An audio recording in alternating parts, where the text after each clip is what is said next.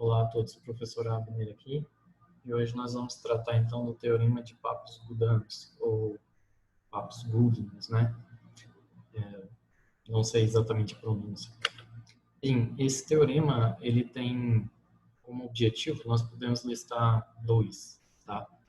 O primeiro objetivo é utilizar esse teorema para determinar áreas de superfícies de revolução e volume de sólidos de revolução.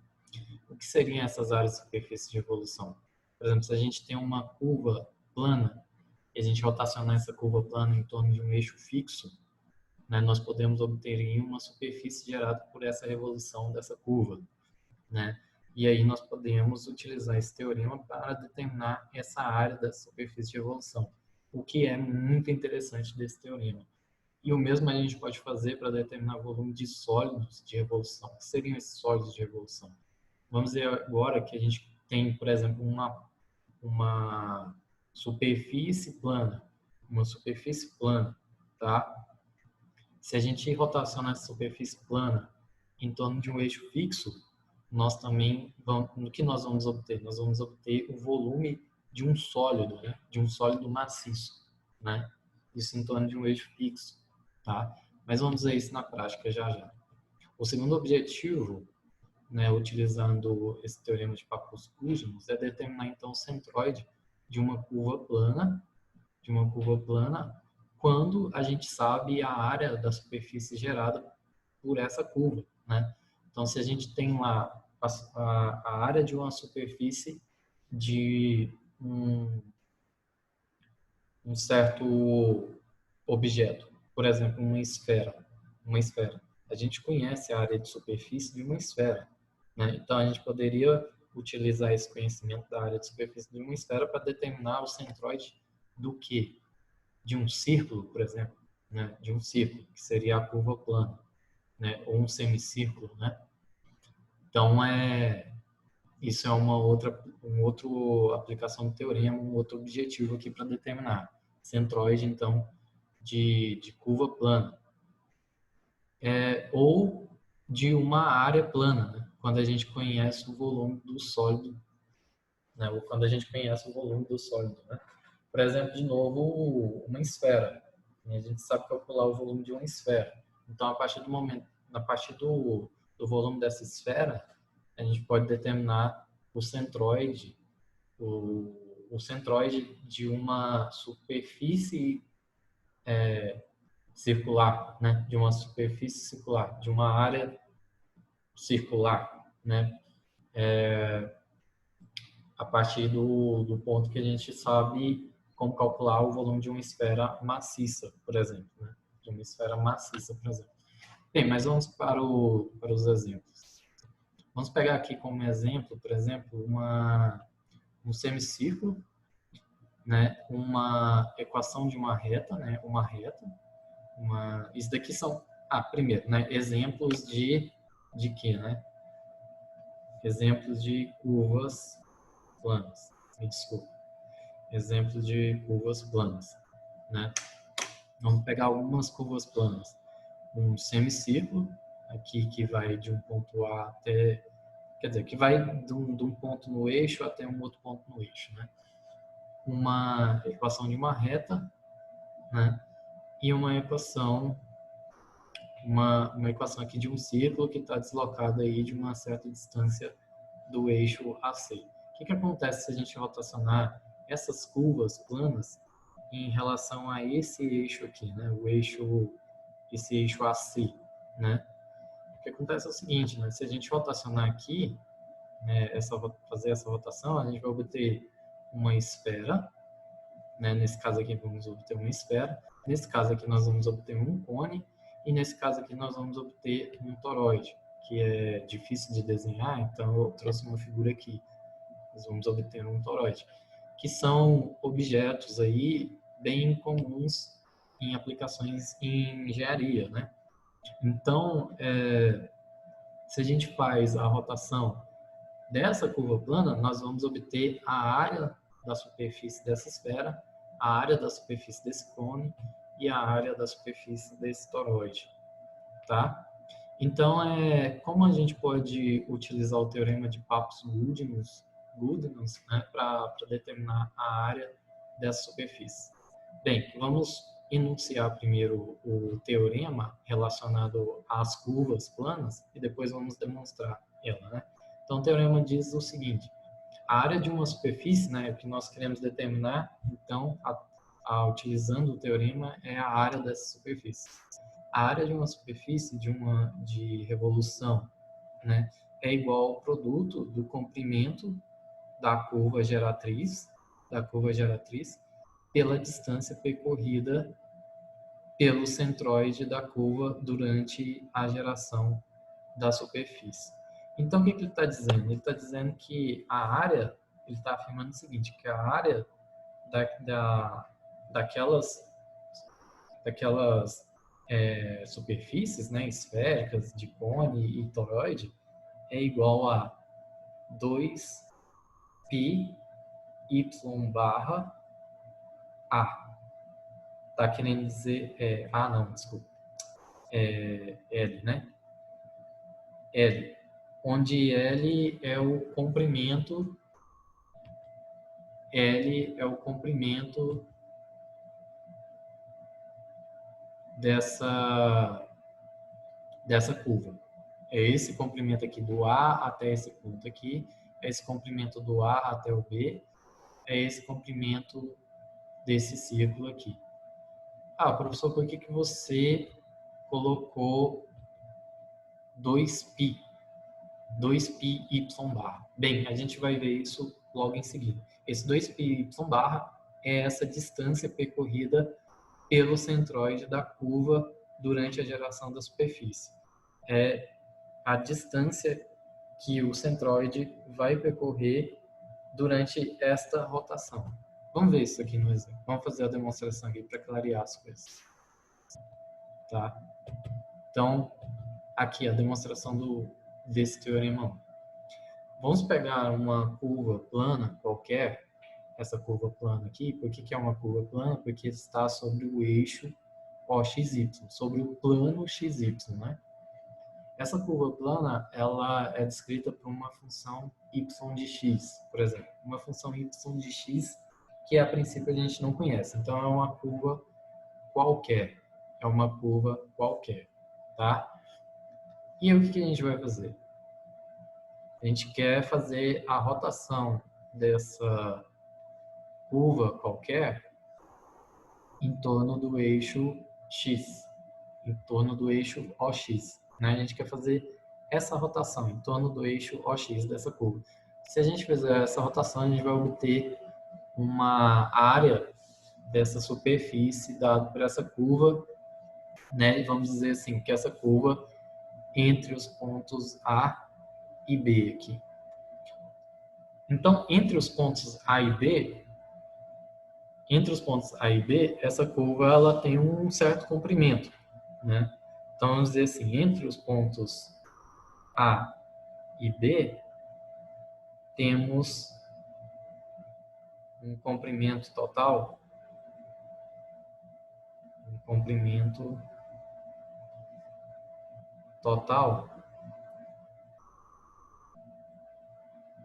igual a L, tá? Igual a L.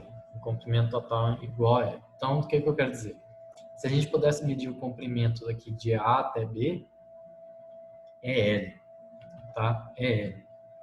Como que a gente faz para calcular a superfície gerada pela revolução dessa função y de x? Bem, a gente pode determinar aqui um comprimento infinitesimal dl, né? Quando a gente tem essas funções que a gente não conhece, a gente sempre tem que partir para uma integral, né?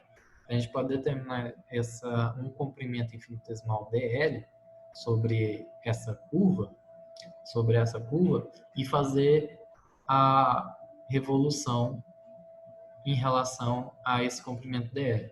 Se é um comprimento infinitesimal, a gente pode aproximar então esse comprimento, né, para uma reta, né? Se a gente faz essa revolução desse comprimento dl em torno do eixo OX, nós vamos ter um anel infinitesimal, né? nós vamos ter um anel infinitesimal, né? Como mostrado aqui nessa curva, nessa figura. Veja que a curva está passando aqui, e aí ele pegou um ponto lá, definiu o DL infinitesimal e traçou a revolução desse comprimento infinitesimal, que tem uma forma geométrica de um anel, tá?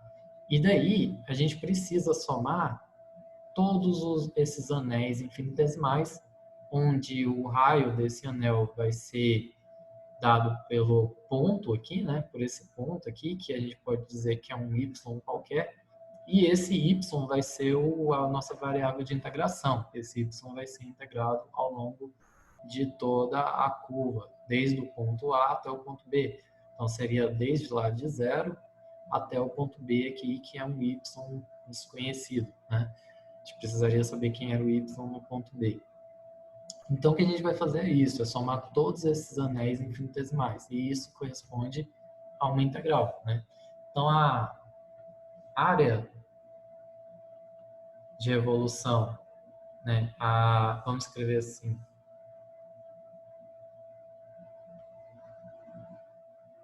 a área de superfície de revolução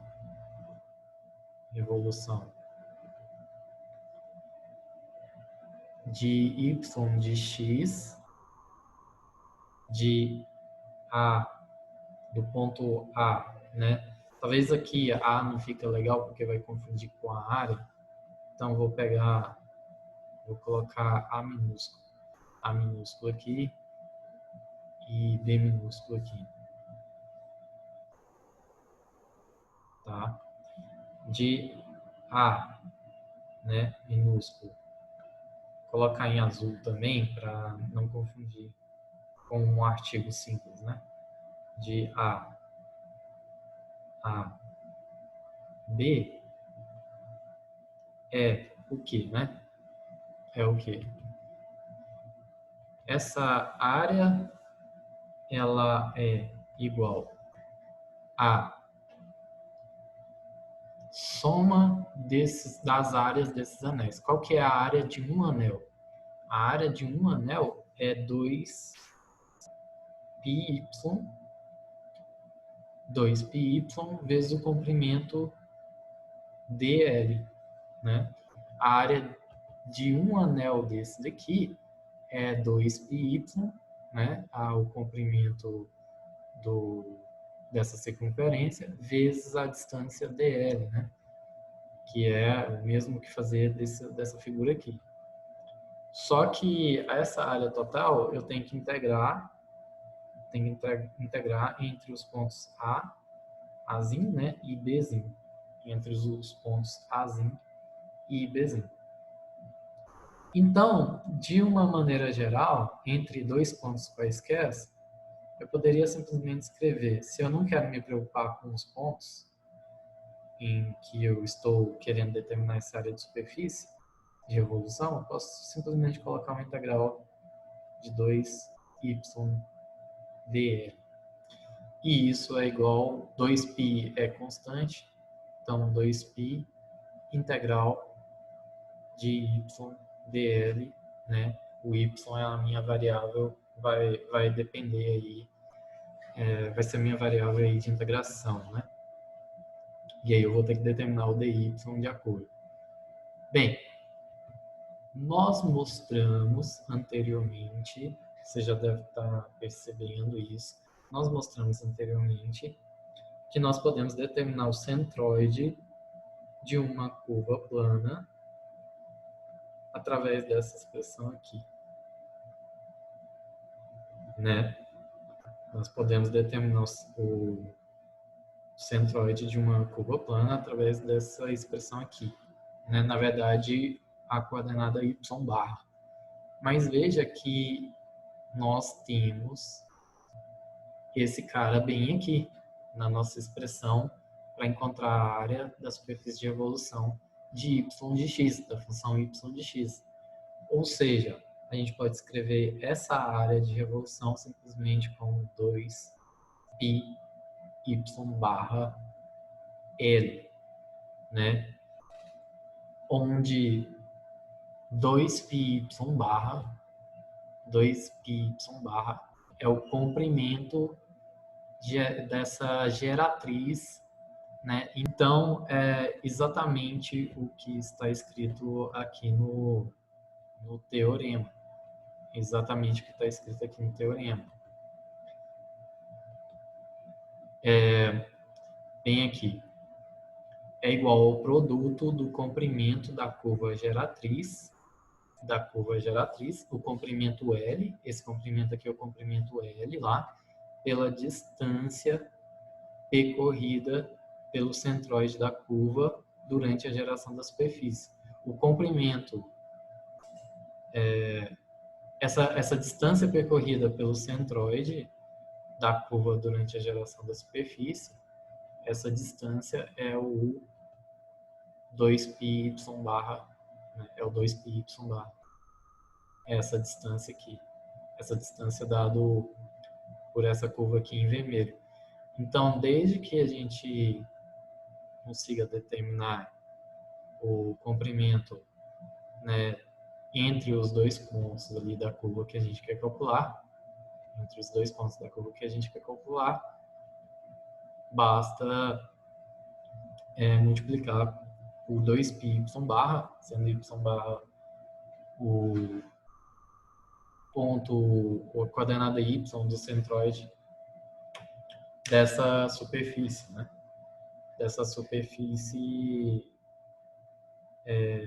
gerada, né?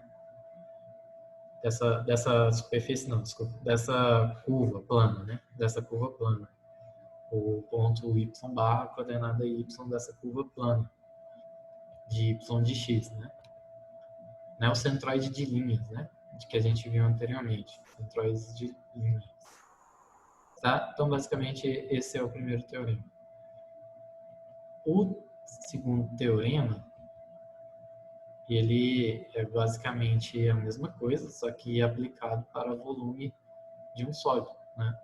Então, o segundo teorema diz: o volume de um sólido de revolução é igual ao produto da área da superfície geratriz, pela distância percorrida pelo centroide da superfície durante a geração do sólido. Então, essa distância vai ser aquela mesma que a gente obteve anteriormente. Então, vamos aqui direto para a demonstração. Então, a demonstração aqui, né, podemos pegar os mesmos exemplos anteriores, só que agora a gente vai considerar que é a superfície, né? Isso daqui, então, são as superfícies, né? Superfícies agora. As áreas, né? As áreas e fazer a rotação dessas superfícies em torno do eixo OX, né? Ou do eixo AC aqui, que é basicamente a mesma coisa. Bem, então o que a gente precisa agora é determinar um elemento infinitesimal de área, né? E não de comprimento mais. Um elemento infinitesimal de área sobre essa superfície e fazer a revolução desse elemento infinitesimal de área.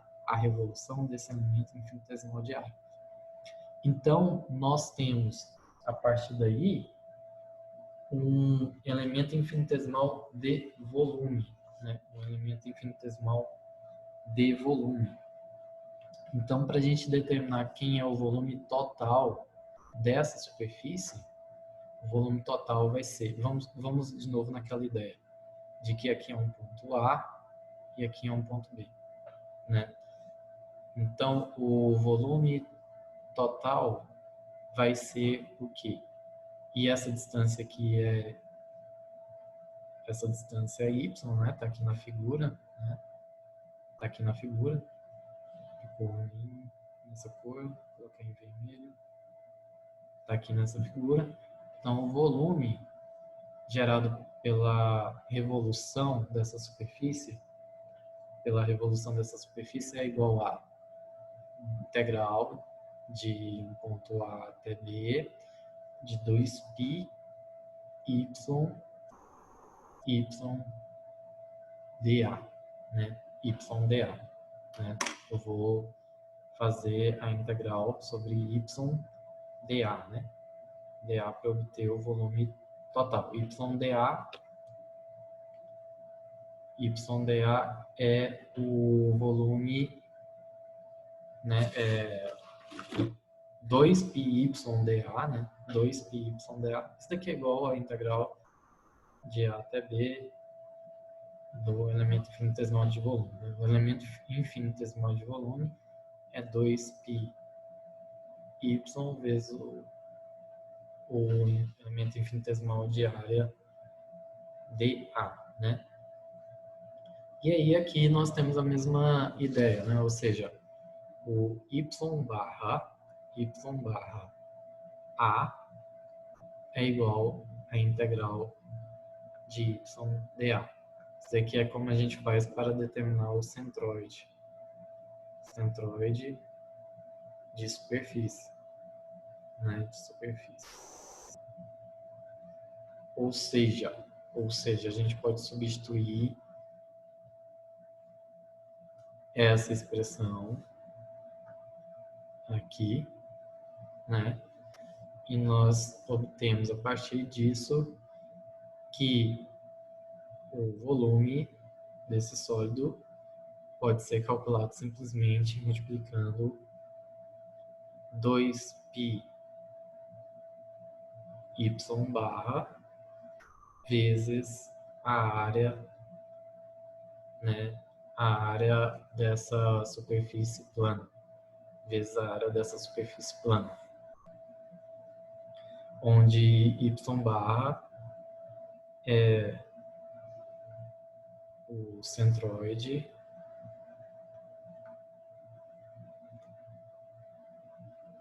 dessa, né, é a coordenada, né?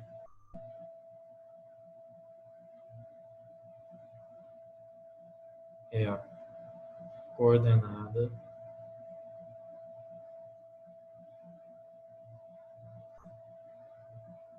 de centroide da superfície plana,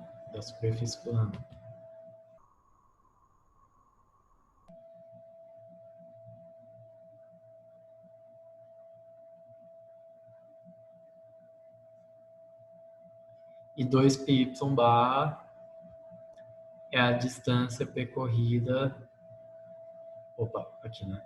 2πy barra é a distância percorrida pelo centroide durante a revolução, né? É a distância percorrida pelo centroide durante a revolução, que é análogo a de linha, né?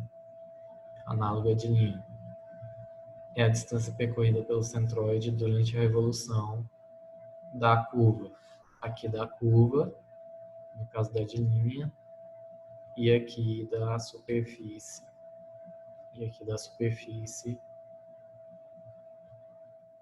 Né, no caso de uma superfície plana, né? Então é isso. Essa aula só para mostrar o teorema de Papst-Goudens, né? Ou Goudanes, e mostrar como que a gente pode obter então a área e o volume, né? A área de uma superfície, e o volume de um sólido, né? A área de um sólido, a área de superfície de um sólido, desculpa, ao volume de um sólido, né? Através de revoluções, revolução. A área de superfície de um sólido é através da revolução de uma curva ou uma linha, e o volume de superfície de um sólido através da revolução de uma superfície plana. Então é isso. Espero que vocês compreendam, podem deixar comentários, sugestões e dúvidas, né? É isso, um abraço e até a próxima.